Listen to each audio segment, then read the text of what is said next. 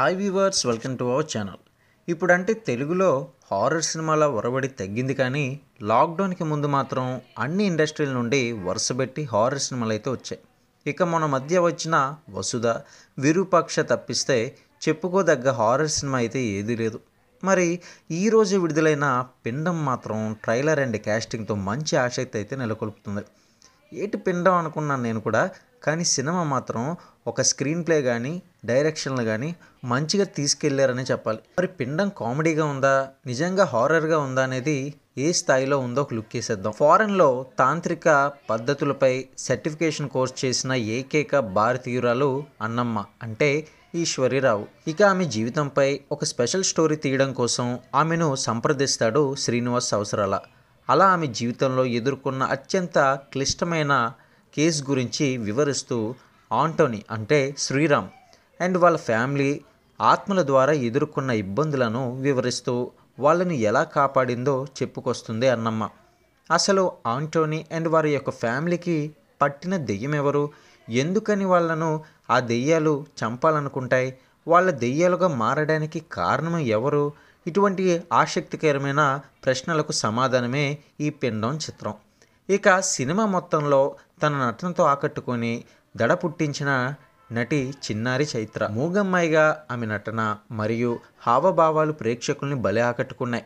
ఈశ్వరి రావుకి మంచి వెయిటేజ్ ఉన్న క్యారెక్టర్ దొరికిందనే చెప్పాలి. ఇక ఆమె ఆ పాత్రకు పూర్తి స్థాయిలో న్యాయం చేశారు. ఇక శ్రీరామ్, ఖుషి తదితరులు ఆకట్టుకోవడానికి ప్రయత్నించినా ఎందుకో పెద్దగా వర్కౌట్ అవ్వలేదనిపిస్తుంది.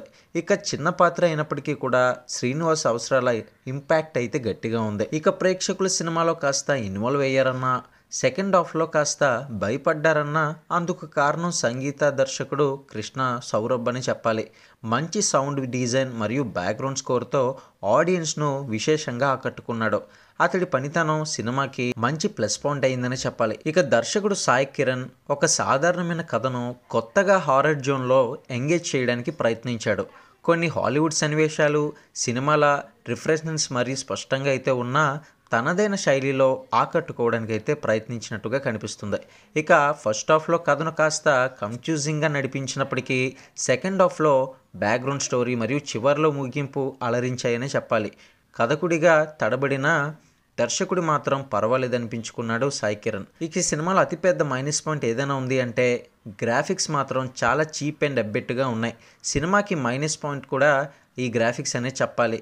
మరీ షార్ట్ ఫిల్మ్ తీసినట్లుగా అనిపిస్తుంది.